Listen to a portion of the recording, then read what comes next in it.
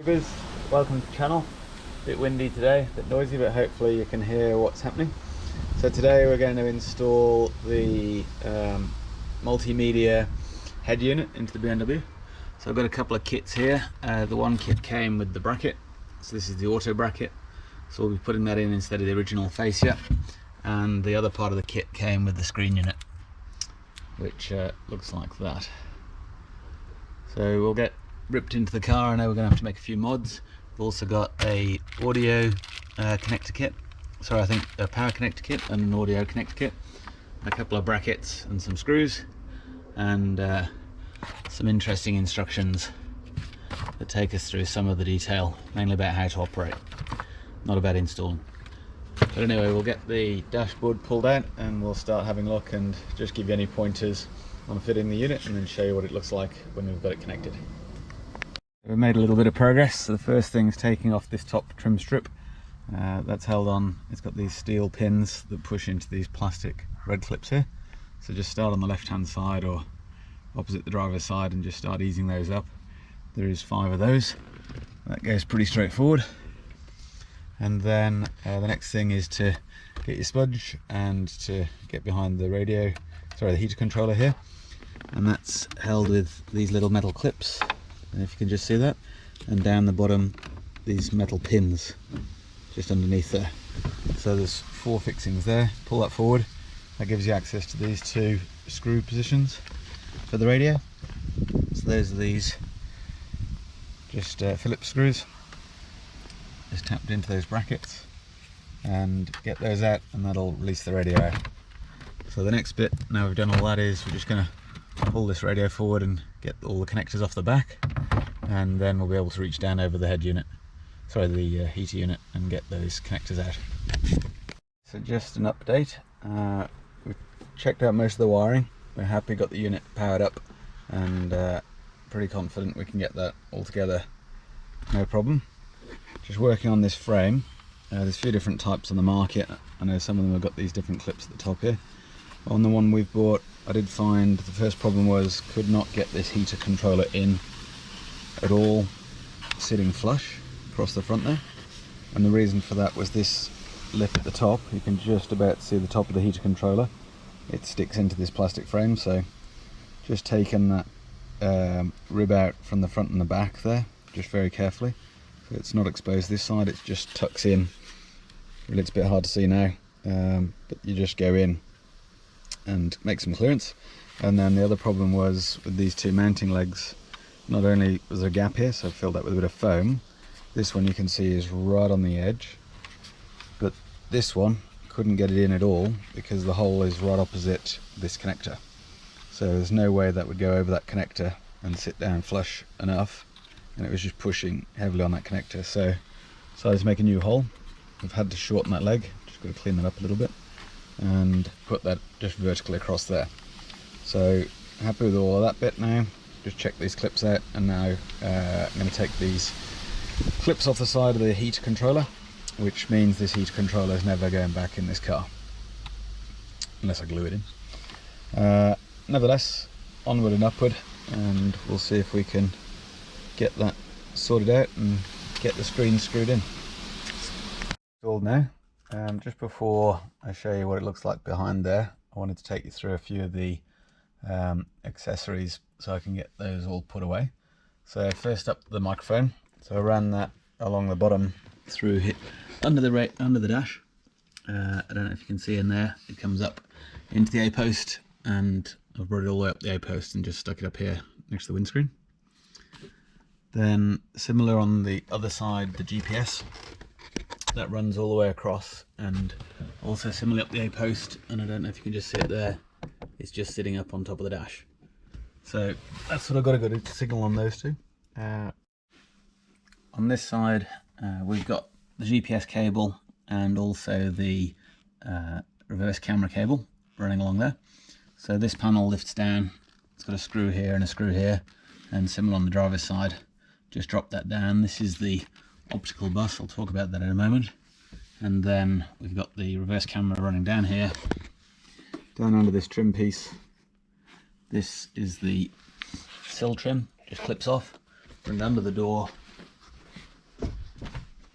through the back door, lifted the rear seat up. That lifts up from the front of the rear seat, and then across this harness, somewhere on the rear sill, just clips off, and then into the boot.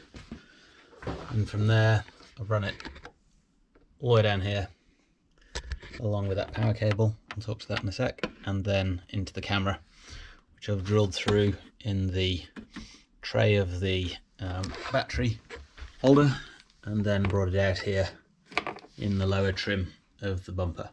So this lower trim of the bumper, took the number plate off and taken off all these under trays, and then this clips off, and I could get that through. I'm going to be sticking that on there in a moment. Then for power for the camera, we've got the power takeoff on the reverse cable. That's the purple and black, and the earth, which is brown, and that just picks up through that fuse and runs that down to the rear camera. So pretty much that was taking out all of this interior trim again, which we did the other day. I can get it all back together now. So we should be good for power for the camera, the GPS, and the reverse signal feed, and the rear camera. And now I'll show you what's going on in the front. Okay, so we got it all in. If I get a chance, I'll show you what the wiring looks like behind and how these clips worked, but it doesn't fit too badly. It's a little gappy here, and it catches a little bit with this tray. It's a bit hard to get back down, but otherwise the parking button's underneath there, and the heater works fine now. After cutting off those brackets, now we can peel the screen off.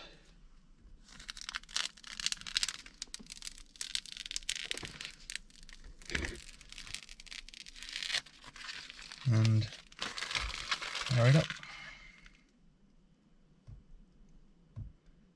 Now, of course,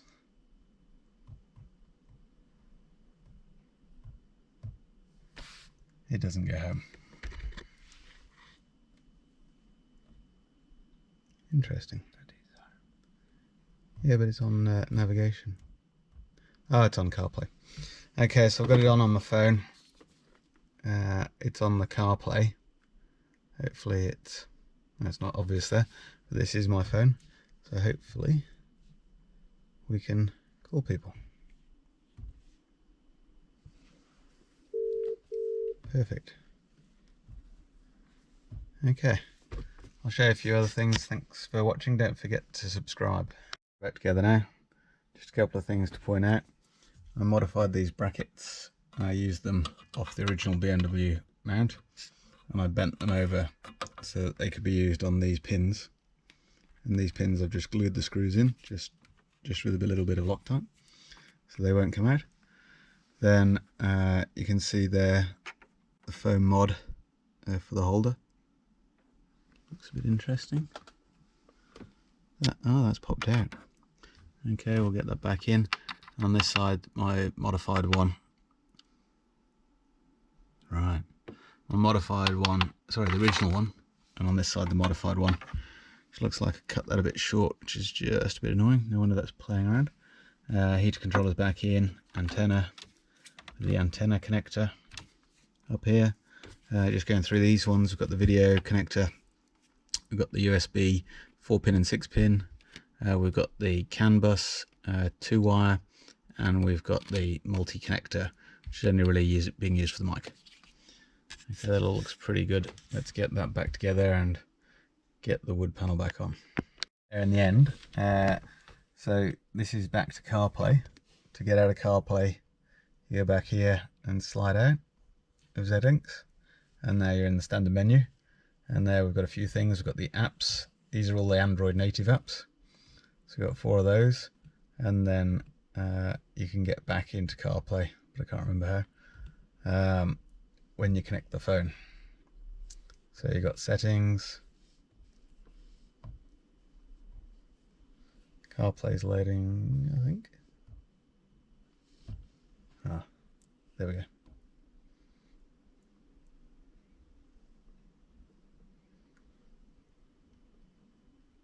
Still a bit of a learning curve, and it's still a bit notchy, but we'll see if this gives us CarPlay. There we go. And there's the CarPlay, and I can go into my Google Maps, I can go places, I can go the back button's definitely different.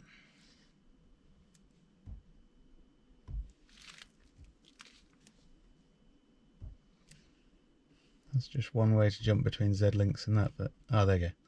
Back to CarPlay. Excellent.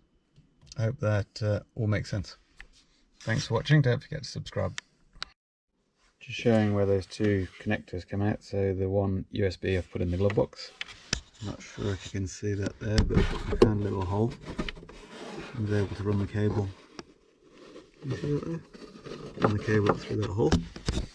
And then the other connector I managed to run down just under the trim here along the side, so that's pretty handy just for the center console. We've got a short cable there just so you can put the phone in the center console, and that one runs down under that trim.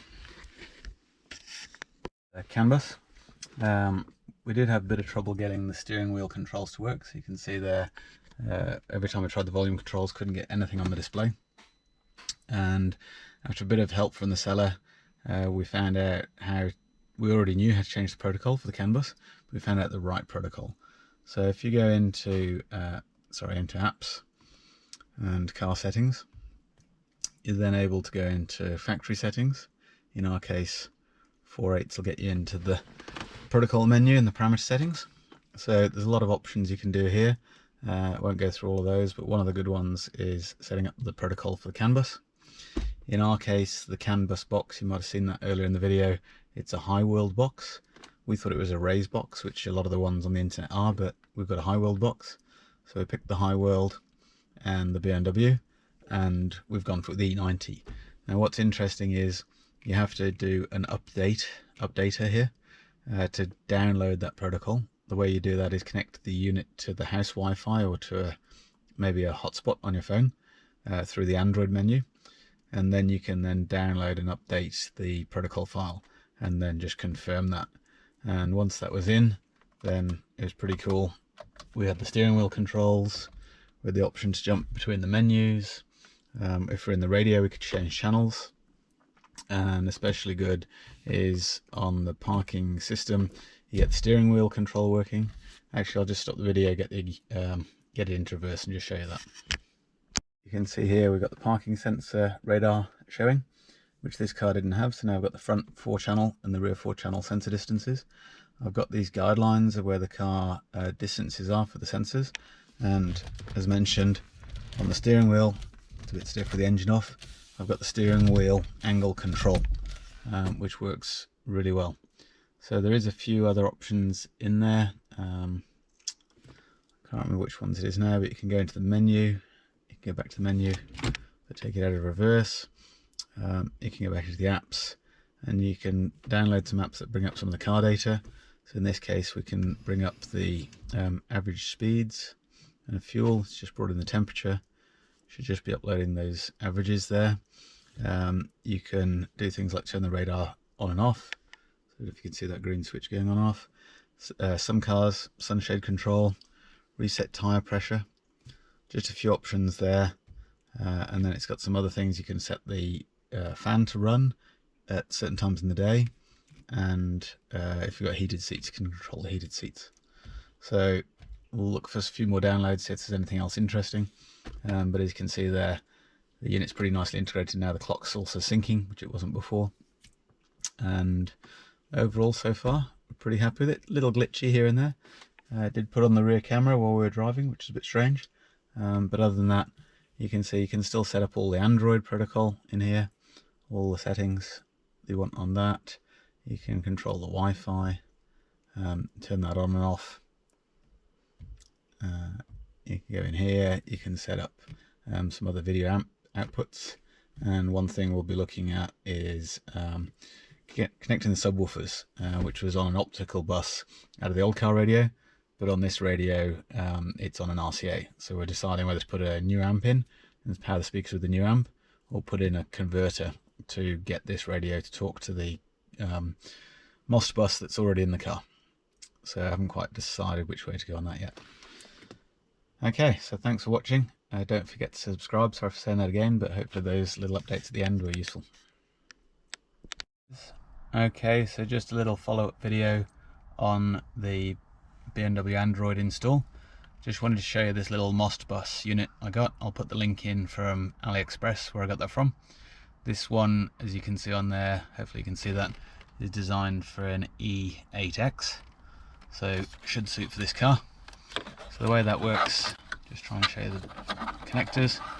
On the back there, the MOST bus connector just unplugs from the radio header pin and goes in the back of the box, and then there's just a ground and a, so I just splice those in. You might be able to just see that here into the main harness. So there's a ground wire and a battery and a accessory.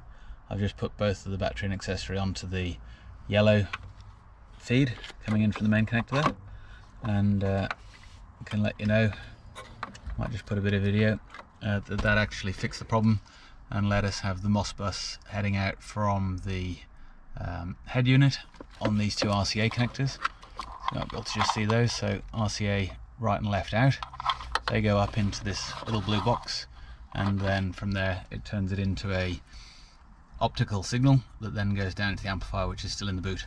So the end result of that is, if you have this on your car, that these speakers under the seat, they work for this subwoofer. So problem solved, got the aftermarket Android in there and got everything working, including the bass. Okay, thanks for watching, hope that's helpful for somebody else.